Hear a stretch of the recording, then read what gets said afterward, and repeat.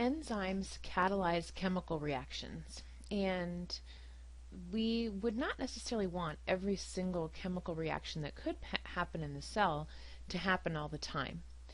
So there are a variety of ways that cells can regulate enzyme activity, and pharmaceutical companies have also come up with ways to regulate enzyme activity based on the mechanisms that cells use.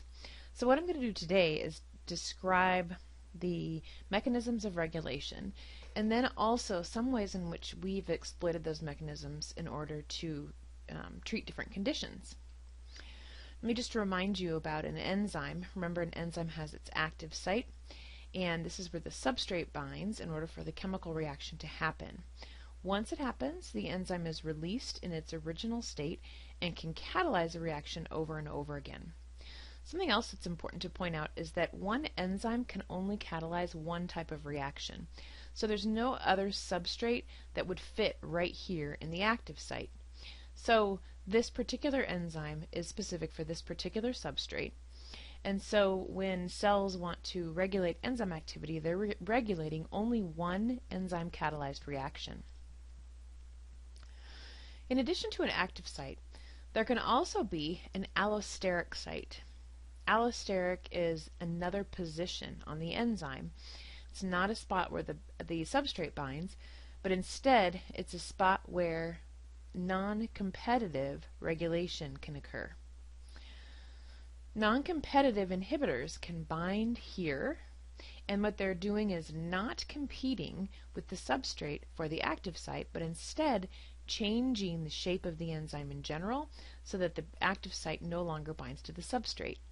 You can see a difference in the binding site here. Competitive inhibition is when something is a shape that is appropriate to bind to the active site but isn't the substrate itself. There aren't a lot of examples of competitive inhibition in cells, but competitive inhibition is the way that pharmaceutical companies develop drugs to inhibit enzymes. Some of these are real important enzymes like cholesterol synthesis enzymes. You can lower cholesterol by providing a competitive inhibitor to the enzymes that help make cholesterol. Got a couple of examples here. Anabuse, which is a drug for treating alcoholism. First of all, let me just tell you about it, or give you some backstory. Ethanol is metabolized in the body to a compound called acetaldehyde. Acetaldehyde is catalyzed to, or actually is changed by oxidation to acetic acid by an enzyme called aldehyde oxidase. Once ethanol is metabolized to acetaldehyde, it's very rapidly converted to aldehyde, to acetic acid.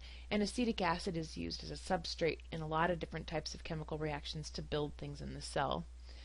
And it's also secreted, or it also leaves our body as waste. The second reaction is very rapid, so we never get this buildup of acetaldehyde.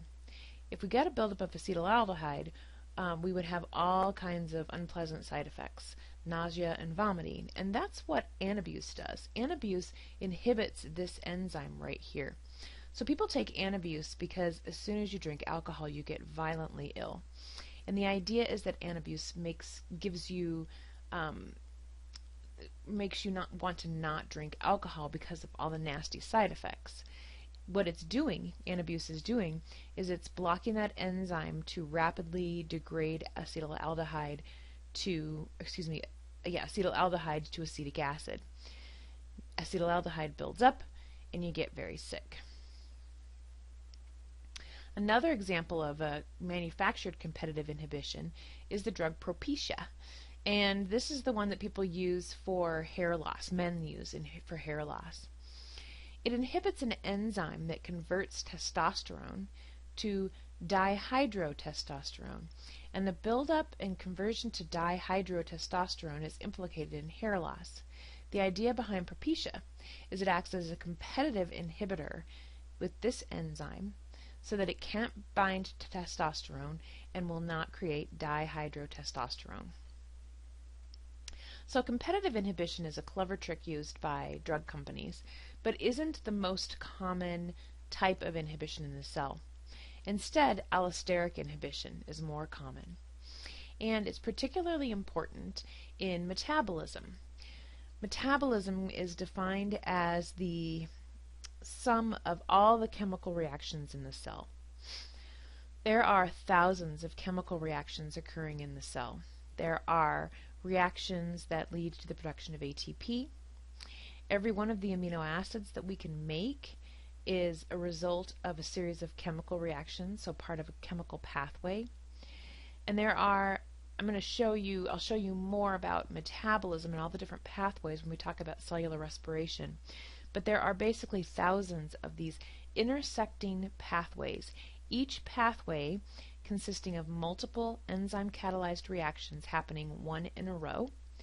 And the pathways intersect with each other so that if there is a compound in the middle of a pathway and the final product to that pathway isn't needed, this compound that's in the middle can actually be fed into another metabolic pathway to build something else that might be needed. So we're really super efficient in our cells. Enzymes can be, so let's say for example that our starting molecule A, which is typically used to make product D, after a series of chemical reactions, product D is produced. Let's say we don't need product D right now in the cell. We've got plenty of whatever it is, and A could be used to make something else that we do need. D, as it accumulates, can come back, bind to an allosteric site in enzyme 1, or really any enzyme that it's designed to bind to, and it could turn off, inhibit this enzyme. Then, as A builds up, either something we take in or something we've created through another pathway, as A builds up, it can be used to make something else. Inhibition, where an end product comes back and affects its own production, is called feedback inhibition. Now, the deactivation of an enzyme at the allosteric site is called allosteric deactivation.